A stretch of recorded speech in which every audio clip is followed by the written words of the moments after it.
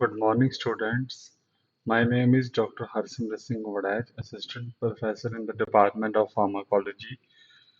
Today we'll study about alpha adrenergic blockers. Now, first coming to the classification, alpha adrenal receptor antagonists. These are of mainly two types, non-selective and selective. Sometimes there are also some miscellaneous alpha receptor antagonists. Now, non-selective uh, antagonists are the ones who block both alpha 1 and alpha 2. These can be reversible and irreversible. The reversible ones are phentolamine, tolazoline. Irreversible one is the phenoxybenzamine. Now, selective alpha blockers are alpha 1 blockers and alpha 2 blockers. Alpha 1 blockers are pyrazosine, taurazosine, doxazosine, alfuzosin, and benazosine, tamsulosin, and silodosin. Alpha 2 blockers are yohimbine, idoxazan. Now, this is a normal sympathetic outflow from the spinal cord. It dilates the pupil, it dilates the bronchioles, increases heart rate, causes blood vessel constriction, in causes gastrointestinal relaxation, bladder relaxation, and uterine relaxation. Alpha blockers act on all these parts. Now, general effects of alpha blockers are blood vessels. There is alpha 1 blockade, which reduces peripheral resistance, results in fall in blood pressure, and resulting in postural hypertension. Alpha 2 blockade in brain increases the vasomotor tone. They also block pressure action of adrenaline, and fall in BP is due to beta 2 action, which is also known as vasomotor reversal of tail. Actions of selective alpha agonists are also suppressed. Now, effect on heart, it causes reflex tachycardia due to fall in mean arterial pressure, blockade of presynaptic alpha-2 receptors, which results in increased noradrenaline release. In nose, it causes nasal stuffiness. In eye, it causes meiosis. In GIT, the intestinal motility is increased. In kidney, hypotension results in decreased GFR and decreased hydrogen, sodium and water reabsorption. Urinary bladder alpha 1A blockage results in decreased tone of smooth muscles in trigone, sphincter, and prostate.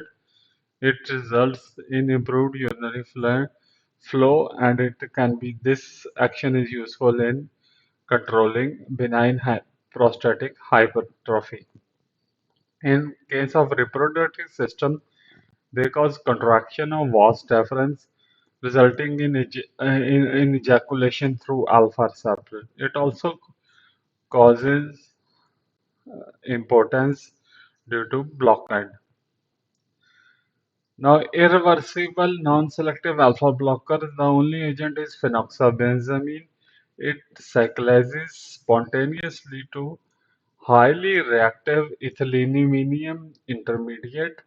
It binds covalently to alpha receptors, resulting in irreversible or non-equilibrium type of competitive block. Blockade is of slow onset and longer duration, lasts for about 3 to 4 days. They also inhibit reuptake of noradrenaline. They shift the blood from pulmonary to systemic circulation. They shift fluid from extravascular to vascular compartment, resulting in relaxation of postcapillary vessels. Pharmacokinetics. Preferred route of administration is IV, though it can be also given orally. It is a lipid soluble protein, and hence it penetrates brain, Mainly excreted in the urine in 24 hours, accumulates in adipose tissue on chronic administration. Dose is 20 to 60 milligram per day orally, or it can be given in the form of IV infusion 1 milligram per kg over an hour.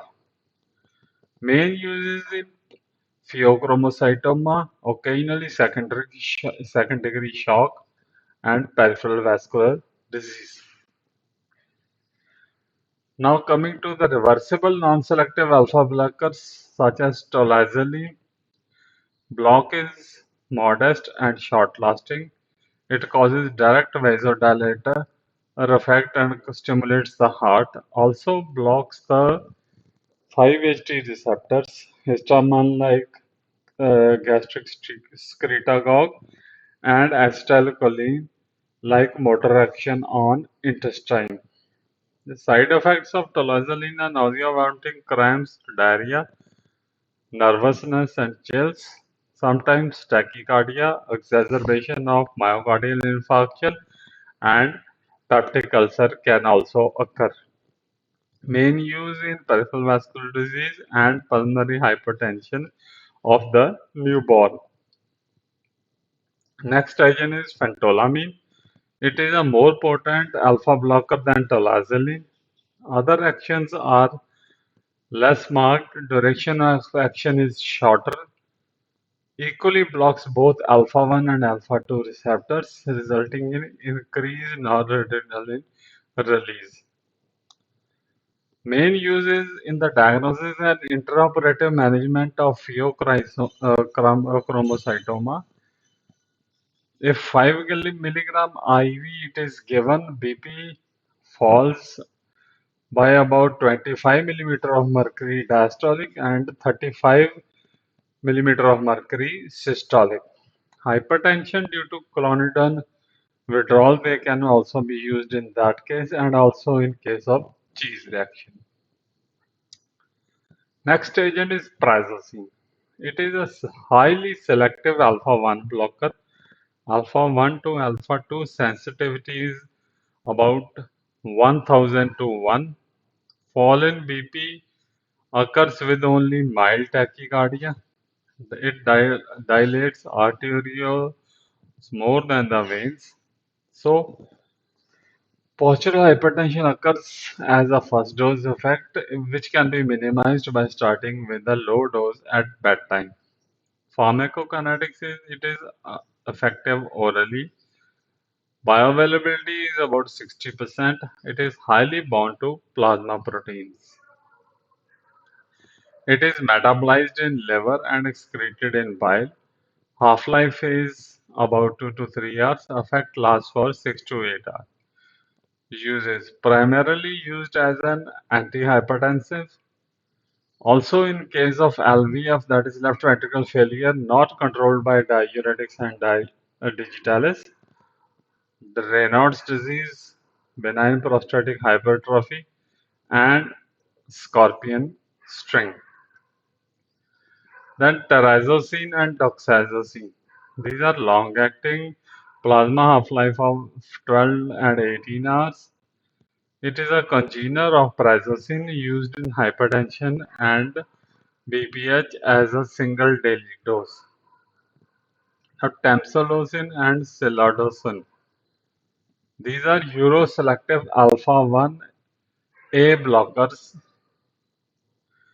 Now, alpha-1 A receptor is present in the bladder base and prostate, whereas alpha-1 B is present in the blood vessels.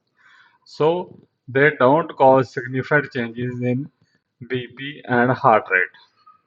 Plasma half-life is about 6 to 9 hours. Capsule zero point 0.2 to zero point 0.5 milligram can be taken once daily. It is efficacious in the treatment of benign prostatic hypertrophy. Side effects are retrograde ejaculation, dizziness. Silodosin is a weaker but longer acting agent. Lastly, benazocine and alfuzosin, they are orally effective alpha-1 blockers similar to prazosin. Alfuzosin Plasma half-life is 4 hours. It is given in the form of 2.5 milligram thrice daily or 10 milligram once daily. It is contraindicated in hepatic impairment. Metabolized in liver, Banazocine it has a slightly longer half-life. It is primarily used in BPH. Now, alpha-2 receptor blockers are yohimbine and edoxazole. Yohimbine is a natural alkaloid derived from Pocinistalia yohimbi. No established clinical role is there, and oxazole has a membrane stabilizing activity. Now, miscellaneous alpha blockers, that is ergot alkaloids, ergotamine and dihydroergotamine. It causes competitive alpha receptor blockage. The principal use is in migraine. Now, where these alpha blockers are used. First and foremost is in pheochromocytoma.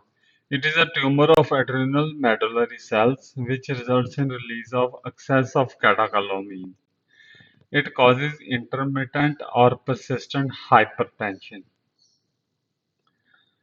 that is, increased release of catecholamines. It is diagnosed by increased urinary VMA and norepinephrine. Phentolamine test can also be performed. Treatment given in case of pheochromocytoma is phenoxamine. It is a definitive therapy for inoperable or malignant tumors. Preoperatively, it is given orally for 2 weeks and during surgery as it normalizes blood flow and body water distribution. During surgery, excess release of catecholamines in the blood is managed by a phentolamine drip. In case of hypertension, selective alpha blocker prazosin is preferred. In case of second degree shock, fluid loss leads to vasoconstriction, should not be given without fluid replacement. Now, next disease is peripheral vascular disease. It causes these alpha blockers have little benefit in Buerger's disease and intermittent claudication. They are mainly used in Raynaud's disease. Prazosin or phenoxybenzamine can be used. In case of congestive heart failure, short-term benefit can be there, but it finally leads to sodium and water retention, which can be harmful. Now, in case of migraine, ergotamine is the more effective agent. Now, coming to the very important topic of benign prostate hypertrophy. Now, benign prostatic hypertrophy, two classes of drugs are available. Alpha 1 blockers, they decrease the tone of prostate and bladder neck, specifically alpha 1A blockade. Then 5-alpha reductase inhibitors, finasteride and dutasteride, they arrest growth and reduce the size of prostates. The alpha blockers gives faster and greater symptomatic relief than finasteride. Effect of alpha-1 blockers decline after several years of use, so they must be combined with finasteride. Trazodone, doxazine, tamsulosin are the preferred agent. Now here is a picture of a normal prostate and a enlarged prostate. As you can see that the enlarged prostate blocks the urinary tract and results in increased pressure in the urinary bladder. This is urinary bladder and this is the enlarged prostate. Side effects of alpha blockers can be palpitation, postural hypertension, nasal blockade, diarrhea, fluid retention, and finally inhibition of ejaculation leading to impotence. Now, that was all about alpha blockers. Thank you very much for listening to the class patiently. Thank you.